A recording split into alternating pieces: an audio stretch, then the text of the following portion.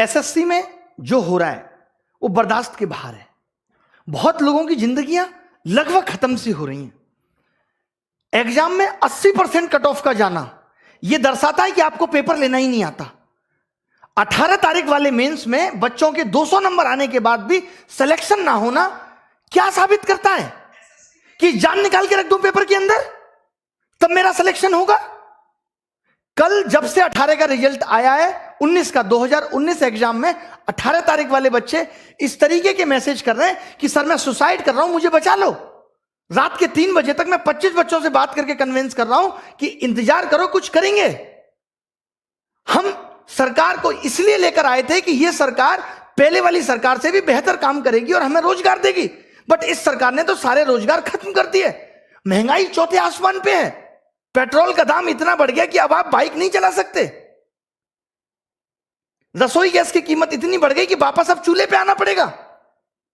एक तरफ तो आपने कमाने के साधन छीन लिए, एक तरफ आपने हर चीज का मूल्य बढ़ा दिया और आप कहते हैं हम करप्शन करते नहीं, और जनता कहती है ये सरकार बहुत अच्छी है। 2019 में इंडिया करप्शन के स्थान पे 80 नंबर पे थी और 2020 में वही 86 नंबर पे हो गई। मैं पूछना चाहता हूं, अभी तो जांच बैठी नहीं, तब 6 अंक आगे निकल गई। जिस दिन जांच बैठेगी तो पता चलेगा ना कि करप्शन हो कितना रहा है। क्या बिना करप्शन के वैकेंसी खत्म हो गई? एक सीट कम, जो सीट है उस पर भी करप्शन। एग्जाम टाइम से लेंगे नहीं, पेपर सही बनाएंगे नहीं, पेपर में क्वेश्चन गलत डाल के भी 100 रुपए वसूलेंगे, उसको भी पैसा वसूलने का धंधा बनाएंगे। एक साल में 2 रिजल्ट एक साथ देंगे, बच्चे को कंफ्यूज करेंगे कि तुम 18 भी भरो, तुम 19 भी भरो, उसे उलझाए रखेंगे। रिजल्ट इतना लेट कर देंगे ताकि वो बोल ही ना पाए, टूट जाए। जैसे कहते हैं ना, कोई अगर आपसे उधार पैसा ले ले, उसको हर दिन कॉल करने दो, रोज उसे घर आने दो, एक दिन वो आना भूल जाएगा, अपने पैसे भूल जाएगा कि भाई मैं इससे ज्यादा परेशान नहीं हो सकता। कल इन्होंने रिजल्ट दिया और मार्क्स के बारे में बोल दिया बाद में देंगे। अब ये पता है मार्क्स कब देंगे? ये मार्क्स देंगे 3 महीने बाद, जब आप लगे होगे 2020 की तैयारी में, आपका ध्यान 2020 की तैयारी में होगा, आप कुछ कह नहीं पाओगे। अरे कब तक सहेंगे हम? अब युवाओं की हुंकार लेके रहेंगे रोजगार।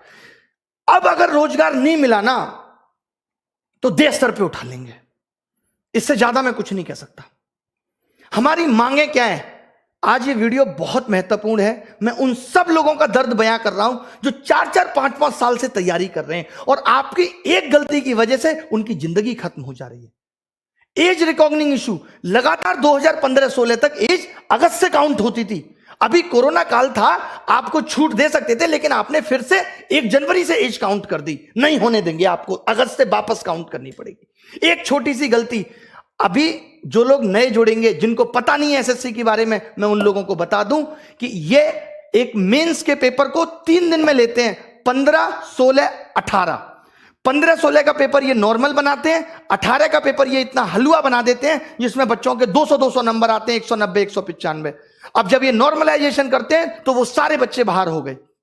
अब आप एक बात बताइए, जिस बच्चे का नॉलेज बहुत अच्छा था, जो खुद से 200 नंबर ला सकता था, जो बच्चा खुद से 200 नंबर ला सकता था, वो अपना पेपर 1.25 घंटे में करके बैठ गया, तो आपने उसका स्किल कहां टेस्ट किया? वो तो पौना घंटा उसका बर्बाद हो गया पेपर के अंदर। और अब आप कह रहे हो कि आपके जो 200 नंबर थे वो उन बच्चों के मुकाबले कम है और उनको आपने 160 पे ला दिया और उन किसी बच्चों का सिलेक्शन नहीं हुआ। ये कहां की इंसानियत है? अब आपको 2019 का 18 वाला मेंस दोबारा कराना होगा। लड़ाई उस मेंस को दोबारा कराने की है। जब आप 20 लाख बच्चों का प्री 20 दिन में करा सकते हो, तो आप 1.5 लाख बच्चों का मेंस 1 दिन में क्यों नहीं करा सकते? क्या आपके पास इतने रिसोर्सेज भी नहीं रहे अब कि आप पेपर का लेवल एक जैसा रख सको? मतलब आपने एग्जाम का मजाक बना दिया है, क्योंकि आपको करप्शन करना है, और करप्शन को दबाना कैसे है? ये सबसे अच्छा तरीका है, क्योंकि जब बच्चा पेपर दे के आता है तो उछलता है हवा में, 190 का कराया, 3 महीने बाद रिजल्ट देते हो, उसका सारा हौसला टूट चुका होता है। 190 नंबर का 200 नंबर का 200 में करने के बाद भी अगर सिलेक्शन नहीं हो रहा तो इसके लिए कौन जिम्मेदार है?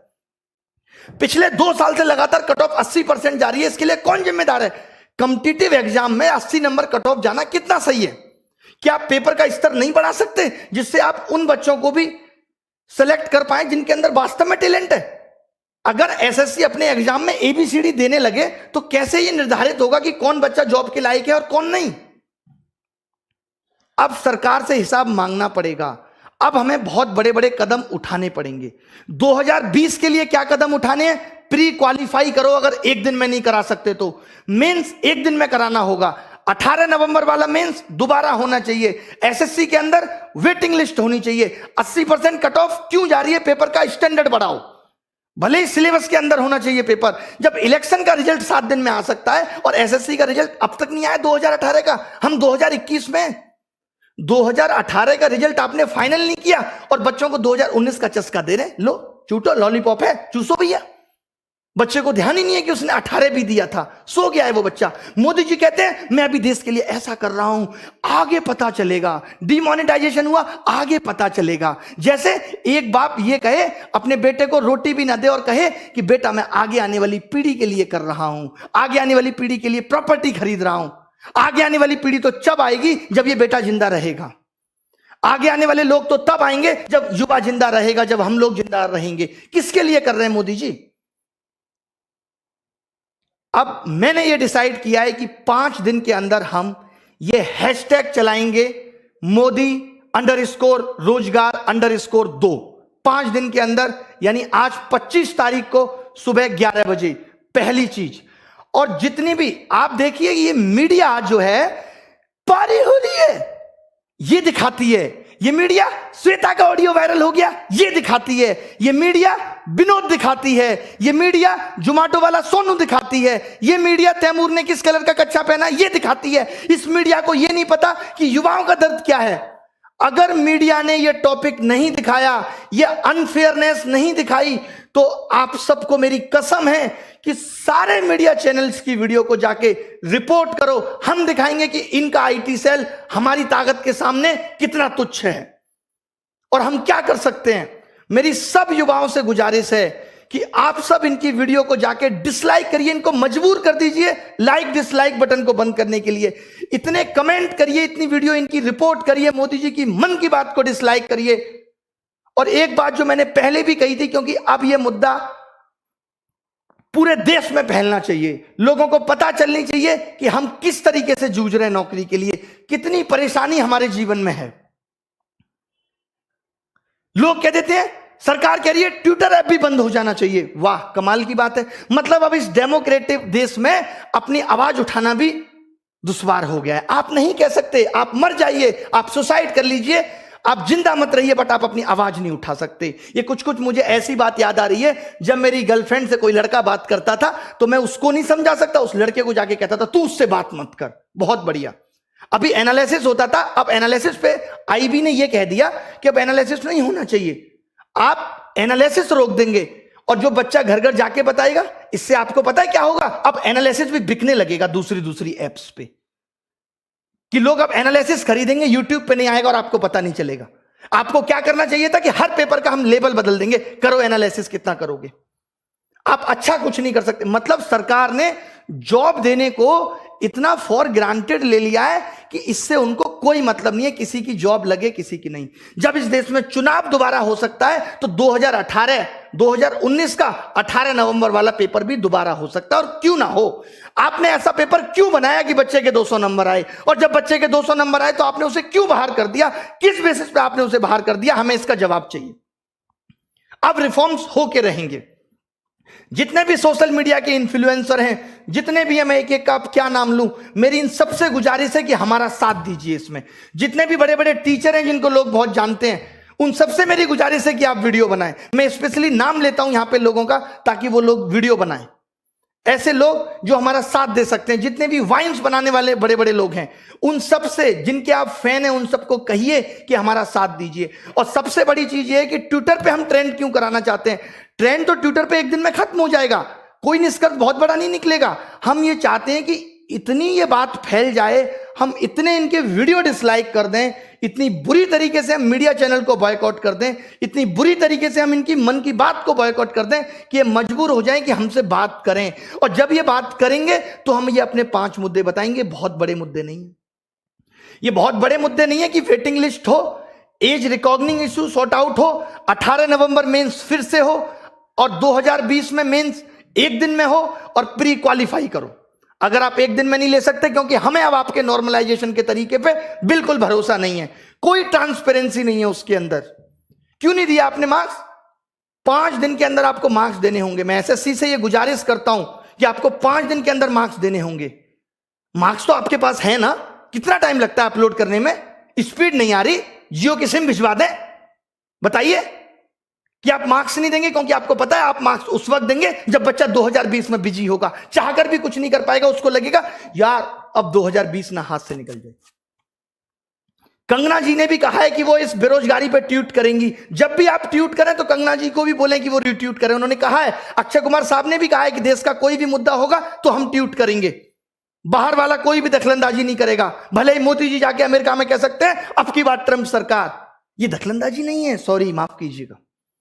सचिन तेंदुलकर साहब भी बेरोजगारी पे ट्वीट करेंगे। आप सोचिए देश का युवा कितना बड़ा हिस्सा है कि रेलवे ग्रुप डी और ग्रुप सी 2-2 करोड़ लोग फॉर्म भर रहे हैं। मैं आपको दिखाता हूं ना कैसे कैसे मैसेज लोग मुझे करते हैं। ये देखिए आप, ये सब देखिए कितने कितने नंबर लोगों के आ रहे हैं और क्या क्या लिखा हुआ है इसमें। ये देखिए, good afternoon sir, although I hope मुझे 2018 में कोई ना कोई पोस्ट मिल जाएगी, I watch all free video, ये सब लिखा हुआ है, पढ़ लीजिएगा इसको क्लास के बाद। ये देखिए लोगों के बारे में मैं दिखाता हूं आपको क्या क्या लिख रहे हैं लोग।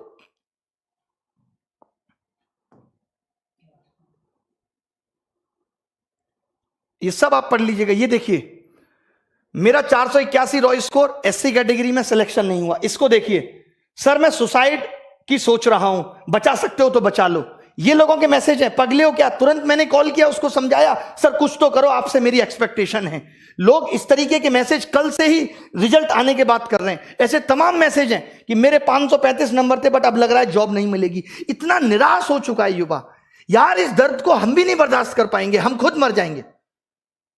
अब क्या लिखें? मैंने तो बोल दिया, अब कोचिंग में भी सारे टीचर हम टाइटल लगाएंगे कि न्यू बैच स्टार्ट इस तारीख से, नीचे लिखेंगे सिलेक्शन की कोई गारंटी नहीं। सिलेक्शन की गारंटी नहीं है, क्योंकि अगर 200 नंबर लाके भी सिलेक्शन नहीं हो सकता तो कुछ नहीं हो सकता। और ये सिर्फ एसएससी में नहीं है, रेलवे में भी वही हो रहा है, टालम टोल हो रही है। 4 महीने प्री चल रहा है। भाई कौन से देश में रह रहे हो? काय का डिजिटलाइजेशन है? कौन सी इंडिया डिजिटल हो गई कि 5 महीने में प्री का एग्जाम हो रहा है और उसके बाद 2 महीने मेंस चलेगा? ये सब गधा बनाने की चीजें हैं। लास्ट में हो जाएगा कि 5000 लोगों को नौकरी मिली। ये सबका मन बहलाया जा रहा है, इससे ज्यादा कुछ नहीं है। रेलवे में भी इससे ज्यादा कुछ नहीं है, बैंक में भी इससे ज्यादा कुछ नहीं है, सब जगह बेवकूफ बनाया जा रहा है, नथिंग एल्स। तो मेरी उन गुरुजनों से भी रिक्वेस्ट है जो रेलवे का पढ़ाते हैं, उनसे भी रिक्वेस्ट है जो बैंक का पढ़ाते हैं, कि कम से कम आप भी इस पे वीडियो बनाएं कि मोदी _ रोजगार _ मोदी को हमने जी भी नहीं लगाया। बहुत हुआ सम्मान, बहुत हुआ सम्मान। अब मांगे आपको समझ में आ गई होंगी। अगर आप अपना भला सोचते हो तो मेरी गुजारिश है कि इस वीडियो को मोदी जी तक पहुंचाओ। और अब बात तभी बनेगी जब सरकार बात करेगी। हमें सिर्फ बात चाहिए, इसके अलावा कुछ नहीं। हमें बात करके बताओ, इतनी ट्रांसपेरेंसी बताओ। कॉन्ट्रैक्ट बेस्ड जॉब खत्म होनी चाहिए। जो आपने 10-10 हजार पे लड़के रख रखे हैं, आपको मालूम है जो 10 हजार पे भी सरकार लड़का रखती है 12 हजार पे, उसमें 12 हजार ठेकेदार भी कमीशन खाता है और ऊपर तक कमीशन जाता है। यानी वो एक लड़का भी सरकार को 35 हजार में पड़ता है, जो अपनी कोई रेस्पॉन्सिबिलिटी नहीं निभाता। और जो बंदा यहां से पढ़ के पहुंचेगा, जिसको नॉलेज है, उसको सरकार नहीं रखेगी। हम कह रहे हैं उसको 35 हजार दे दो, आप उसको 35 दे दो, वो खुश है। 4-4 साल से बच्चे तैयारी कर रहे हैं, 5-5 साल से बच्चे तैयारी कर रहे हैं। माँ बाप भी कब तक इंतजार करे? कुछ तो रहम करो साहब, कुछ तो रहम करो उन बच्चों पे। मैं तो बहुत हिम्मत समझता हूं बच्चों की। निकल लिए होते हम तो, कहीं रेडी लगा रहे होते, रिक्शा चला रहे होते, अगर हमारी स्थिति ये होती तो। कैसे आप बर्दाश्त कर रहे हो? कैसे उस घुटन में जी रहे हो? कितना मजबूर करोगे भाई? कहते हैं ना मोदी जी, एक बात ध्यान से समझना, किसी को उतना ही जलाओ कि वो आग आपको ना जला दे। जब एक रबड़ को खींचते हैं ना तो थोड़ी देर दर्द होता है, फिर वो टूट जाती है, वो तार अलग हो जाता है। इतना मत झुकाओ किसी को कि वो आपको ही जला दे। सब सेलिब्रिटी ट्वीट करेंगे, सबको ट्वीट करो यार। ये सोशल मीडिया बहुत बड़ी ताकत है। आज मीडिया देश की मर चुकी है। आज सोशल मीडिया क्लियर करती है हर बात को। हम जैसे लोग आके बोलते हैं कि ये हो रहा है। आपने देखा कल से किसी मीडिया वाले ने बोला कि 200 नंबर वाले का भी सिलेक्शन नहीं हो रहा। ये तो बड़ी न्यूज थी। 190 नंबर वाले का भी सिलेक्शन नहीं हो रहा, वो भी पेपर मैंने भी क्या किया है, पेपर मंगवाया बच्चों से, देखा हाँ 200 आ रहे हैं, फिर भी नहीं हो रहा। फिर कब होगा भाई? मीडिया को भी ये बातें अब दिखानी पड़ेंगी, हर हाल में दिखानी पड़ेंगी। आपसे मेरी गुजारिश है, मैं रो के दिखाऊं आपको कैसे करूं कि सोशल मीडिया को बायकॉट करो, इनकी सारी वीडियो डिसलाइक करो। 5 दिन लग जाते हैं ना इसमें, कुछ तो सुधार देंगे आगे आने वाले लोगों के लिए, कुछ तो भला कर जाएंगे, हमारा भी नाम लोग लेंगे कि हाँ भाई उन्होंने कुछ भला कर दिया था। नहीं तो जिस हिसाब से तानाशाही हो रही है, सब ये नौकरियां अभी तो 8 से 6,000 हुई हैं, 6 से कल को 4 हो जाएंगी, 4 से 5 हो जाएंगी, फिर 304 तो रह जाएंगे। नेताजी के ही भतीजे भांजे ले लेंगे सारी नौकरी, हम प्रसाद चाटेंगे कसा सत्यनारायण भगवान का, इससे ज्यादा कुछ नहीं बचेगा। मेरी गुजारिश है इस वीडियो की सारी बातों को सुन के, सारे मुद्दों को सुन के इसे सपोर्ट करें, ये सिर्फ आपकी भलाई के लिए।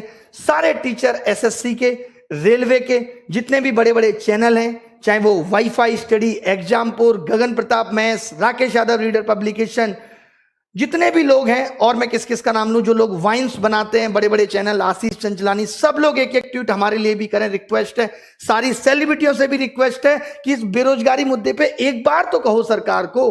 कुछ भी नहीं चाह रहे हम, बस इतना चाह रहे हैं कि थोड़ा सा तो एग्जाम फेयर कर दो। बहुत बड़ी बड़ी डिमांड हमारी नहीं है कि कोई रूल आपने बना दिया उसे वापस ले लो। हम आपके बनाए हुए रूलों में कोई दखलंदाजी नहीं चाहते, हम कहते हैं कि कुछ कमियां हैं वो हमारी भी सुधार दो। क्या गुनाह किया है इस देश के युवा ने?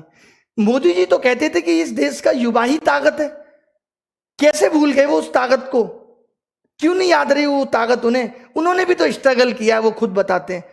क्या उन्हें जरा भी तरस नहीं आता हमारा कि बच्चा कैसे बिखर रहा है, इतना टूट चुका है? जरा भी परवाह नहीं है? क्या ये बात उन तक नहीं पहुंचती होगी? क्या उनको नहीं पता कि देश में आंदोलन, बच्चे ऑनलाइन प्रोटेस्ट करते हैं रोजगार को लेके, क्या वो 2 शब्द नहीं बोल सकते? बताइए आप मुझे। इतना तो एक देश का राजा कर सकता अपनी प्रजा के लिए। कहां हमने गलत बात बोल दी? अगर हम ये कह रहे हैं कि जो कमियां हैं उनको सुधार दो, आपकी एक छोटी सी गलती से कितने बच्चों का भविष्य बर्बाद हो रहा है? बंद कर दो।